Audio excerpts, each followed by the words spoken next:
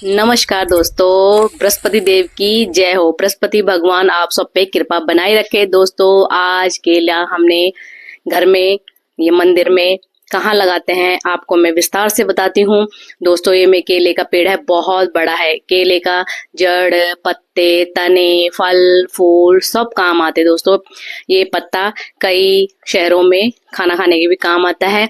और देखो कितना मोटा तना है। दोस्तों हम इसकी कंद से ही लगता है केला, इसकी कटिंग करके ज्यादा जड़ से नहीं काटना है। और इसका फल देखो, इसकी जो ये फल है इसके हम आगे आगे वाले पत्ते तोड़ देंगे। ये देखो नीचे ही अपने आप झड़ जाते हैं। फिर उसके बाद जो इसका और फल होता है उसकी हम आराम से सब्जी बना सकते हैं।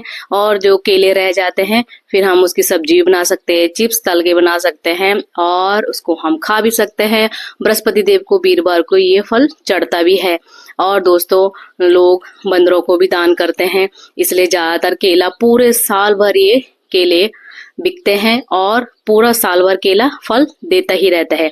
जैसे आप इसकी कटिंग करोगे तो 2 से 3 इसकी शाखाएं और उभर के आ जाती है। इस तरह से हमको साल भर पूरा केला मिलता ही रहता है।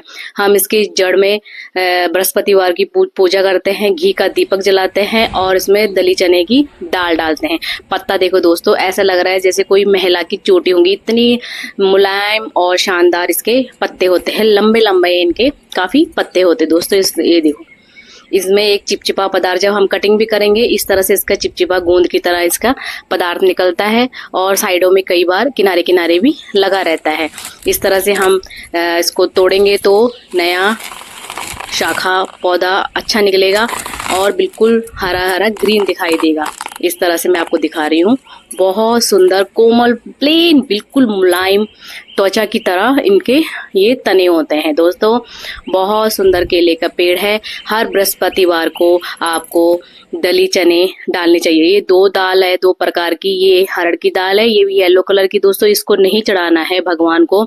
ये येलो दाल है, इसको बोलते दली चने की दाल। आप किसी भी किराने स्टोर में मांगेंगे तो आपको दली चने देंगे। आप बृहस्पतिवार को भगवान की इस तरह से डाल के और घी का दीपक करके, धूप करके, जल दे के सींचते रहिए। भगवान आप पे कृपा बनाए रखेंगे। दोस्तों मैं ज्यादा फूल चढ़ाती हूँ, आप फल भी चढ़ा सकते हो। और जो पूजा के लिए होता है, एक ही केले के पेड़ इस तरह से आना चाहिए और उसमें केले नहीं आने चाहिए। अगर आप तुलसी और केले की साथ में पूजा करेंगे तो भगवान बृहस्पति देव और विष्णु भगवान आपकी माता तुलसी आपकी कृपा बनाए रखेंगे।